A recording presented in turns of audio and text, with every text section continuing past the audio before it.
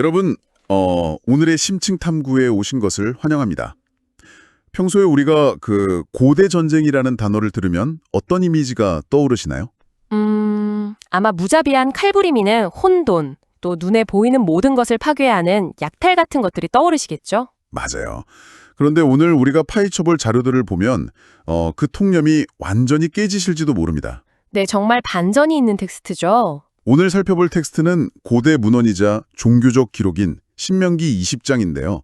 우리의 미션은 수천 년 전 고대 이스라엘이 세워둔 전쟁 수칙을 현미경으로 들여다보듯 꼼꼼히 분석하는 겁니다. 굉장히 흥미로운 작업이 될 것 같네요. 네, 이 텍스트 안에는 냉혹한 군사 전략부터 인간 심리에 대한 날카로운 통찰, 그리고 놀랍게도 약간 현대의 생태학을 떠올리게 하는 환경보호 개념까지 아주 복잡하게 얽혀 있거든요. 듣기만 해도 굉장히 입체적인 텍스트라는 게 느껴지시죠?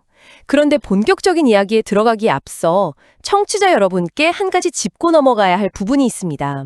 네, 아주 중요한 부분이죠. 오늘 다루는 텍스트는 수천 년 전의 종교적 세계관을 바탕으로 쓰였고요. 고대 전쟁 특유의 폭력적이고 극단적인 규례들이 가감없이 담겨 있습니다. 맞습니다. 그래서 오늘 우리의 목적은 이 텍스트의 종교적 가르침이나 그 잔혹한 방식을 옹호하거나 비판하려는 게 아니라는 점을 분명히 하고 싶습니다. 정확합니다. 우리는 철저히 객관적인 관찰자의 시선에서 접근할 겁니다. 이 원문 자료가 보여주는 고대인들의 사상이나 심리적 기제, 그리고 역사적인 규칙들이 어떻게 작동했는지 해체해보는 데 집중할 예정입니다. 네, 우리는 그저 이 텍스트가 어떤 논리로 쓰였는지 그 구조를 들여다보는 거니까요. 자, 이것부터 풀어보죠. 네. 전쟁이라는 극한의 상황에서 징집된 병사들이 가장 먼저 마주하는 감정은 아마 공포일 겁니다. 그렇죠. 죽음이 눈앞에 있으니까요. 텍스트를 보면 이스라엘 군대가 적군을 마주했을 때 적의 말과 병거, 그리고 군대의 머릿수가 자신들보다 압도적으로 많더라도 두려워하지 말라는 명령이 가장 먼저 등장합니다. 고대 시대의 말과 병거라면 현대전으로 치면 어떤 느낌일까요? 보병 부대가 최신식 전차 부대를 맨몸으로 마주한 격이잖아요. 압도적인 공포를 느낄 수밖에 없는데 여기서 두려워하지 말아야 할 이유로 제시된 게 참 흥미롭습니다. 어떤 이유였죠? 우리 무기가 더 뛰어나다거나 우리의 전술이 완벽하다 이게 아니라 애굽 땅에서 너를 인도하여 내신 내 하나님 여호와께서 너와 함께 하시기 때문이라고 명시대로 있어요. 그 부분이 바로 고대 사회에서 심리전이 어떻게 작동했는지를 보여주는 결정적인 대목입니다. 심리전이요. 네, 물리적인 전투력의 열세를 어떻게 극복할 것인가에 대한 고대인들의 답인 셈이죠. 여기서 눈여겨볼 점은 전투 직전에 군대의 사기를 끌어올리는 역할을 장군이나 야전사령관이 맡지 않는다는 겁니다. 그럼 누가 맡나요? 바로 제사장이 맡고 있습니다. 군사 전문가가 아니라 종교적 리더가 전면에 나서는 거군요. 맞습니다. 전투 장소에 가까이 가면 제사장이 백성들 앞에 서서 이렇게 외칩니다. 이스라엘아 들으라. 마음에 겁내지 말고 두려워하며 떨지 말며 그들로 인하여 놀라지 말라. 뭔가 비장함이 느껴지네요. 이건 단순한 세속적 마인드 컨트롤이 아닙니다. 이스라엘 민족에게 이집트, 즉 애굽에서의 탈출은 자신들의 정체성을 형성하는 가장 거대하고 기적적인 구원의 역사거든요. 그 과거의 기억을 끌어오는 거군요. 네. 제사장은 그 거대한 과거의 기억을 현재의 피 튀기는 전장으로 끌고 들어오는 겁니다. 전차부대 앞에서도 흔들리지 않을 수 있는 유일한 무기는 신이 함께하며 구원할 것이라는 강력한 역사적 신앙적 닻을 내리는 거였죠. 현재 눈앞에 보이는 적의 압도적인 무기에서 시선을 걷어서 자신들의 정체성과 과거의 승리 경험으로 초점을 옮기게 만드는 고도의 심리적 장치네요. 정확합니다. 그런데 여기서 정말 흥미로워지는 부분은 전투 직전에 벌어지는 징집 면제 절차들입니다. 그 면제 조항들 참 독특하죠. 보통 전쟁 직전이면 한 명의 병사라도 더 끌어모아야 하는 게 상식이잖아요. 그런데 원문을 보면 유사들, 그러니까 당시의 군사 관리나 장교들이 나서서 특정 조건에 해당하는 사람들을 아예 집으로 돌려보냅니다. 병력을 오히려 줄이는 거네요. 네. 게다가 그 조건들을 보면 하나같이 너무 인간적이에요. 어떤 조건들이 있었는지 한번 짚어주시죠. 첫 번째가 새 집을 짓고 아직 낙성식을 하지 못한 사람입니다. 낙성식이라면 집들이 같은 건가요? 그렇죠. 현대식으로 말하면 평생 모은 돈으로 영끌해서 꿈에 그리던 내 집을 지었는데 그 집에서 첫날 밤도 보내지 못하고 징집된 상황인 거죠. 전사하게 되면 다른 사람이 그 집에 들어와 살까봐 돌려보낸다는 겁니다. 정말 세심한 배려네요. 다른 조건은요? 두 번째는 포도원을 만들고 첫 수확을 맛보지 못한 사람이고요. 세 번째는 약혼을 하고 아직 결혼하지 못한 사람입니다. 약혼자까지 챙겨주는군요.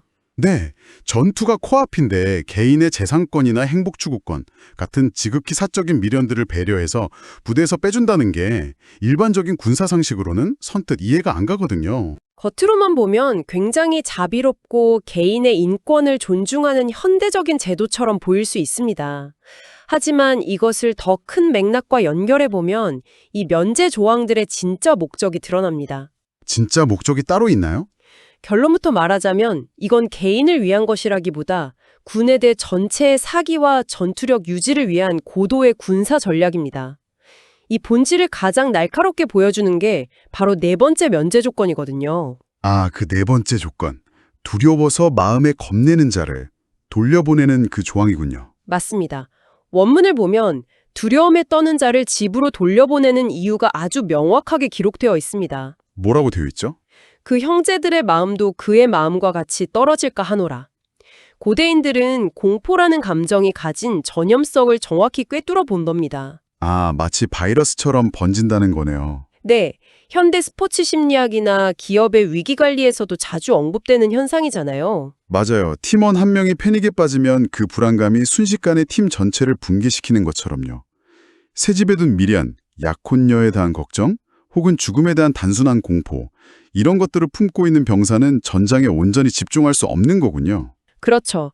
그리고 결국 그 불안감이 옆에 전우에게 전염된다는 걸 막기 위한 일종의 심리적 방역 조치였던 겁니다. 심리적 방역, 아주 정확한 표현이네요. 두려움에 전염된 대군보다 미련이나 공포가 없는 소수 정예가 훨씬 더 강력하다는 걸 알았던 거군요. 여기서 텍스트의 순서 배열을 보면 그 의도가 더 확실해집니다. 원문을 보면 이런 면제 절차를 통해 돌아갈 사람들을 다 걸러내고 난 후에야 비로소 군대의 지휘관들, 즉 장관들을 세워 무리를 이끌게 했다고 나옵니다. 오, 지무십부터 하고 지휘관을 배정하는 게 아니라 흔들릴 만한 사람들을 싹 다 도려낸 다음에야 그 단단한 뼈대 위에 지휘 체계를 세웠다는 거군요. 철저한 조직 관리의 기초죠. 그렇다면 이 모든 게 무엇을 의미할까요? 제사장의 연설로 멘탈을 무장하고 두려움의 바이러스를 가진 자들을 걸러내서 단단한 정예군대를 만들었습니다. 이제 드디어 적을 공격할 차례인데 네, 본격적인 교전 수칙이 나오죠. 원문이 제시하는 교전 수칙을 보면 적의 위치나 대상에 따라 완전히 두 가지 이중잣대를 적용하고 있습니다. 이 부분이 현대 청취자 여러분께는 다소 충격적으로 다가올 수 있는 대목인데요. 고대 전쟁의 냉혹한 현실이 두대로 드러나는 부분이죠. 먼저 멀리 떨어진 성읍, 즉 이스라엘 민족에게 속하지 않은 일반적인 이방 민족의 성읍에 접근할 때의 규칙이 나옵니다. 네, 텍스트를 보면 의외로 다짜고짜 공격하지 않고 먼저 평화를 선언하라고 되어 있습니다. 일종의 항복 권유네요. 맞아요. 만약 적이 평화 제의를 수락하고 성문을 열면 그 안에 사람들을 죽이지 않는 대신 조공을 바치고 강제 노역을 하는 속국으로 삼습니다. 저항하면 어떻게 되나요? 평화를 거절하고 저항한다면 성을 포위하고 공격하죠. 승리하면 성 안의 남자는 다 칼날로 죽이고 여자와 유아들, 가축, 그리고 탈취물은 전리품으로 삼아 누릴 수 있다고 명시되어 있습니다. 참 잔혹하죠. 네, 그런데 이건 고대 세계에서 흔히 볼 수 있는 정복 전쟁의 전형적인 패턴 아닌가요? 맞습니다. 멀리 있는 성읍들에 대한 수칙은 철저히 경제적이고 영토적인 확장의 논리를 따르고 있습니다. 항복하면 노동력을 취하고 저항하면 가혹하게 진압해서 경제적 전리품을 챙기는 당시 고대 변동세계의 보편적인 룰과 크게 다르지 않죠. 그렇죠. 하지만 진짜 이질적이고 극단적인 명령은 가까운 성읍을 대할 때 나타납니다. 바로 이 부분에서 잠깐 멈추고 짚어봐야 할 것 같습니다. 오늘날의 윤리적 기준으로는 정말 받아들이기 힘든 무자비한 명령이거든요. 네, 마음의 준비가 좀 필요한 구절입니다. 텍스트는 이스라엘 민족에게 기업으로 주시는 땅, 그러니까 조상 대대로 물려받을 핵심 거주지에 살고 있는 구체적인 6민족들을 지목합니다. 헷 족속, 아모리 족속, 가나안 족속 등이죠. 네, 브리스, 히위, 여부스 족속까지 포함되는데요. 이들에 대한 명령은 평화 제의도 없고 전리품 취득의 여지도 없습니다. 오직 호흡 있는 자를 하나도 살리지 말라고 되어 있습니다. 이른바 진멸이라는 완전한 파괴 명령이죠. 거리가 가깝다는 이유만으로 이렇게 남녀노소를 불문하고 모조리 없애라는 건 대체 어떤 논리구조에서 나온 겁니까? 여기서 매력적인 부분은, 학술적으로 가장 흥미로운 지점은 텍스트 스스로가 이 끔찍한 명령의 이유를 아주 분명하게 밝히고 있다는 겁니다. 이유가 명시되어 있나요? 네, 단순한 피해 굶주림이나 맹목적인 분노가 아닙니다. 18절을 보면 그 이유가 나오는데, 이는 그들이 그 신들에게 행하는 모든 가증한 일로 너희에게 가르쳐 본받게 하여 너희로 너희의 하나님 여호와께 범죄케 할까 함이니라 라고 쓰여 있습니다. 아, 그러니까 영토 분쟁이나 자원 약탈이 목적이 아니라는 거군요. 맞습니다. 가까운 성읍에 대한 이 잔혹한 수칙은 철저한 종교적, 문화적 격리를 위한 예방 조치였습니다. 종교적 격리요? 당시 이방 민족들이 믿던 종교에는 현대인은 물론이고 고대 이스라엘인들의 율법 기준으로도 가증스럽게 여겨지는 다양한 제의적 관습들이 있었습니다. 그런 이방 종교의 관습이 자신들의 삶의 터전 한가운데로 스며들어와 이스라엘 고유의 유해신 신앙체계를 오연시키고 붕괴시키는 것을 원천적으로 차단하려 했던 거죠. 상대가 멀리 있느냐, 가까이 있느냐, 즉 상대가 누구냐에 따라 전쟁의 본질이 완전히 달라진 거네요.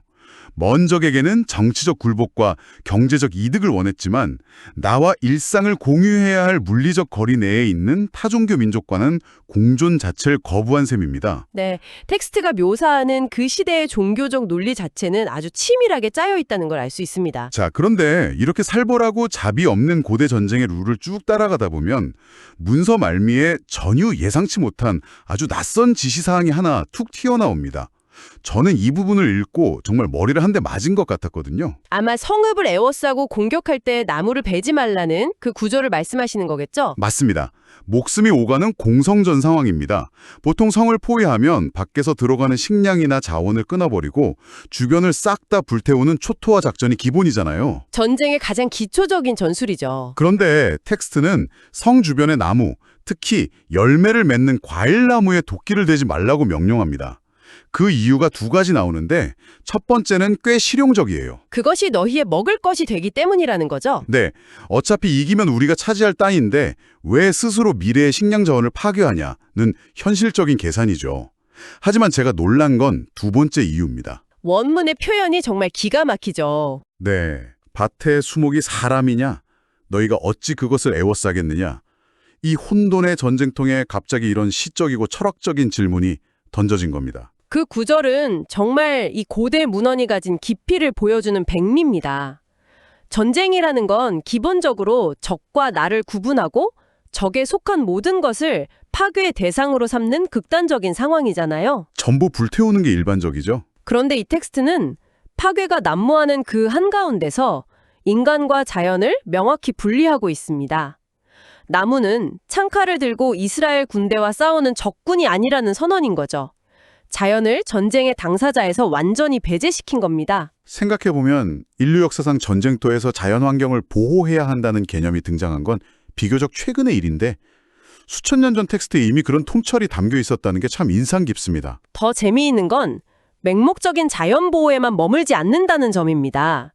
예외 조항을 두어서 열매를 맺지 않는 나무, 즉 미래의 식량 자원이 아닌 일반 순옥은 배연해서 성을 공격하는 공성 기구를 만드는 데 쓰라고 허락합니다. 아, 완전히 다 보호하는 건 아니군요. 네, 지속 가능한 필수 자원인 과일나무는 철저히 보호하면서도 당장 눈앞의 전투를 이기기 위해 필요한 최소한의 자재는 자연에서 얻게 하는 실용주의가 아주 절묘하게 균형을 이루고 있죠. 과일나무가 사람이냐, 그들이 너희를 향해 무기를 들었느냐, 이 질문이 계속 남습니다. 오늘 우리가 참 먼 길을 돌아봤는데요. 네, 정말 다양한 주제를 다뤘죠. 신명기 20장이라는 하나의 텍스트 안에는 정말 상충하는 것처럼 보이는 다양한 얼굴들이 있었습니다. 제사장에 나서서 과거의 구원서사로 병사들의 멘탈을 잡아주는 심리전, 그리고 집이나 포도원 같은 개인사를 핑계 삼아 공포의 전염병을 사전에 차단하는 냉혹한 조직 관리가 있었죠. 찐의 과일나무를 지켜내는 실용적이면서도 철학적인 생태계 보호 명령까지 확인했죠. 여러분은 오늘 이 심층 탐구를 들으시면서 어떤 생각이 드셨나요? 이 텍스트는 단순히 수천 년 전 중동 지역에서 벌어졌던 옛날 이야기가 아닙니다. 인간이 두려움을 어떻게 다루는지, 목적을 이루기 위해 어떤 방식으로 룰을 세우는지를 아주 적나라하게 보여주는 거울과도 같습니다. 극한의 상황 속에서도 한계를 설정하려 했던 고대인들의 시스템을 엿볼 수 있는 아주 귀중한 자료죠. 맞습니다. 동의합니다. 그리고 이것은 중요한 질문을 제기합니다. 수천 년 전 고대인들은 적의 성벽을 무너뜨리기 위해 혈안이 되어 있는 상황 속에서도 과일나무는 너희와 싸우는 적이 아니니 도끼를 대지 말라는 선을 지켰습니다. 그렇다면 청취자 여러분, 우리 일상은 어떤가요? 우리의 일상이요. 우리는 매일매일 크고 작은 관계의 갈등 속에서 혹은 치열한 비즈니스 경쟁이라는 현대판 전쟁터 속에서 살아가고 있습니다. 혹시 당장 눈앞의 상대를 이기겠다는 그 목적 하나에 매몰되어서 나와의 싸움과는 아무런 상관이 없는 주변 사람들 혹은 나의 장기적인 미래 자원이라는 과일나무까지 무분별하게 도끼로 베어버리고 있지는 않습니까? 와, 당장의 승리에 눈이 멀어 미래의 먹거리를 불태워버리는 초토화 작전을 내 삶 속에서 벌이고 있는 건 아닌지 돌아보게 하네요. 네, 깊이 생각해 볼 문제죠. 전쟁 같은 일상을 살아가는 우리가 끝까지 베지 않고 남겨두어야 할 과일나무는 과연 무엇일지, 이 고대 문헌이 던지는 질문이 참 묵직합니다. 오늘 우리가 나눈 이 오랜 지혜와 통찰이 여러분의 일상 속 크고 작은 전투들 속에서 의미 있는 가이드가 되기를 바랍니다. 저도 그러길 바랍니다. 자, 오늘 저희가 준비한 탐구는 여기까지입니다. 여러분, 저희는 다음 시간에 또 다른 흥미로운 자료와 뇌리를 스치는 놀라운 이야기들로 다시 찾아오겠습니다. 함께해 주셔서 감사합니다.